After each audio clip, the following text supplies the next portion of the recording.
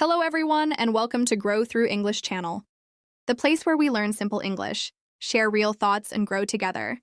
Before we start, don't forget to like this video, subscribe to the channel, and turn on the bell icon so you never miss an episode.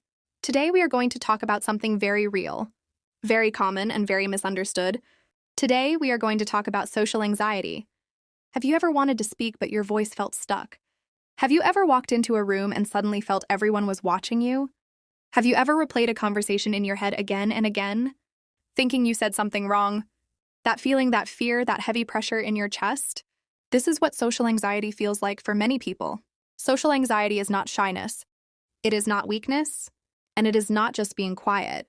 Social anxiety is when your mind goes into danger mode in social situations. Even when there is no real danger, let's talk about the brain for a moment. Your brain's main job is to protect you. When it senses a threat, it activates the fight or flight response. Your heart beats faster, your hands sweat, your thoughts race. This response is useful when you are in real danger, but with social anxiety, the brain mistakes social situations as threats. Talking to people, meeting new faces, speaking in class, even simple things like ordering food or answering a question, your brain reacts as if you are about to be attacked. And that's why your body feels tense, your mind goes blank, and your confidence disappears. Many people with social anxiety are actually very smart, very aware, and very kind. But their minds are always watching, always analyzing, always judging themselves. What if I say something stupid? What if they think I'm weird? What if I embarrass myself? These thoughts don't stop and they drain your energy. Social anxiety often starts quietly. Maybe after one embarrassing moment. Maybe after being judged, laughed at, or misunderstood. Maybe after years of overthinking what people think of you. Slowly, your brain learns to associate people with fear. And here is something important. Social anxiety is not about other people. It is about how harsh you are with yourself. Your mind becomes your biggest critic. You don't just experience the moment. You experience it before it happens. During it, and long after it ends, you replay every word, every look, every silence, and you punish yourself for things others probably didn't even notice. Over time, this creates avoidance. You stop raising your hand. You stop speaking your thoughts. You avoid social events. Not because you don't want people, but because your mind tells you it's safer to stay quiet. And this is how social anxiety shrinks your life. Not all at once, but slowly, quietly, until you feel like you are watching life instead of living it. The hardest part is that from the outside, people may not notice. They may say you're just shy, or just be confident. But social anxiety is deeper than that. It is a constant mental battle. If you relate to this, I want you to know something very important. You are not broken. Your brain is just trying to protect you in the wrong way. And the good news is, just like your brain learned this fear, it can also unlearn it. Let's go deeper. Social anxiety doesn't come from nowhere. It is built over time, layer by layer. One big reason is overthinking. Your mind is always scanning for mistakes. You don't live the moment, you analyze it. While others are just talking, laughing, being present, your brain is busy judging every word you say. Another reason is comparison. Social media plays a huge role here. You see confident people, perfect conversations, perfect lives, and your mind starts to believe that everyone else knows what to say except you. You feel behind, different, not enough. But what you don't see is the anxiety behind the screen. You don't see the pauses, the fear, the practice. You only see the highlight. And your brain compares your reality to someone else's edited life. Past experiences also shape social anxiety. Being laughed at, criticized, ignored, or misunderstood, especially when you were younger, your brain remembers pain very well. It tries to protect you from feeling it again, so it tells you to stay quiet, to avoid attention, to hide parts of yourself. And at first this feels safe, but safety slowly turns into isolation. And isolation feeds anxiety. The less you practice social interaction, the scarier it feels. Your confidence doesn't disappear. It just stays unused, like a muscle you stopped moving. Many people think social anxiety means you don't like people. But the truth is the opposite. You care too much. You care about being understood, accepted, liked. And this caring turns into pressure.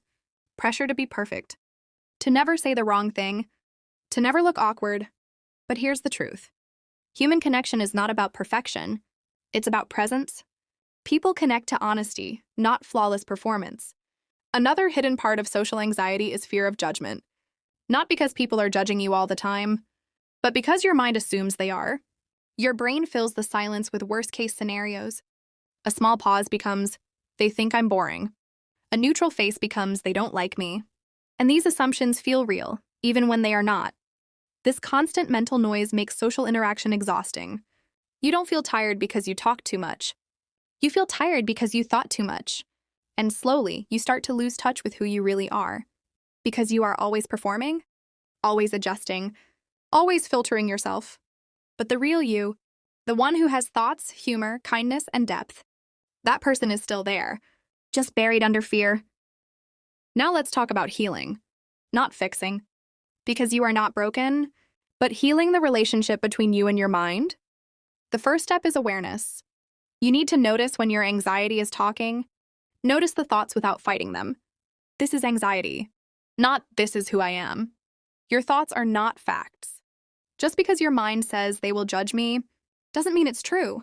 It's just your brain trying to protect you. The second step is reducing avoidance. Avoidance feels safe, but it teaches your brain that fear is real. Every time you avoid a situation, your brain learns that it was dangerous. Start small, very small. Say one sentence. Make eye contact for a few seconds. Stay in the room a little longer than usual. Confidence doesn't come from thinking, it comes from doing, from showing your brain that you survived, that nothing bad happened. The third step is self-compassion. Talk to yourself like you would talk to a friend. You wouldn't call them stupid for being nervous. So don't do it to yourself. Replace harsh self-talk with softer words. It's okay to feel nervous. I'm allowed to take space. I don't need to be perfect to be accepted. Another powerful step is focusing outward. Social anxiety turns your attention inward. To your heartbeat, your voice, your face, your thoughts. Shift your focus to the other person. Listen, be curious, be present. When you stop monitoring yourself, your anxiety loses power. Also, let's talk about practice. Social skills are skills. They improve with repetition, not with isolation. Every small interaction is a win. Even if it felt awkward, even if your voice shook, you showed up and that matters. Your brain needs proof, not motivation, proof that you can exist in social spaces and be okay. Over time, your nervous system starts to calm down. Your body learns that people are not danger. That connection is safe. You won't suddenly become fearless. And that's okay. Courage is not the absence of fear. It's moving forward with it. Now imagine this. You walk into a room and your heart still beats fast. But it doesn't control you anymore. You speak even if your voice shakes. You stay even if your mind tells you to escape. This is progress. Not being fearless, but being free. Social anxiety doesn't disappear overnight, but it fades as you build trust with yourself. Every time you face a situation instead of running, every time you choose kindness over self-criticism, your brain learns a new story. A story where people are not a threat, where mistakes are human, where silence is allowed, and where you don't need to perform to be accepted. You start to realize something important. Most people are busy thinking about themselves, not judging you. And even if someone does judge you, that does not define your worth. Your value was never created by confidence. It was always there. Even when you were quiet, even when you were anxious, even when you were afraid, social anxiety may have shaped your behavior. But it does not define who you are. You are more than your fear, more than your thoughts, more than the stories your mind tells you. You deserve connection. You deserve to be seen.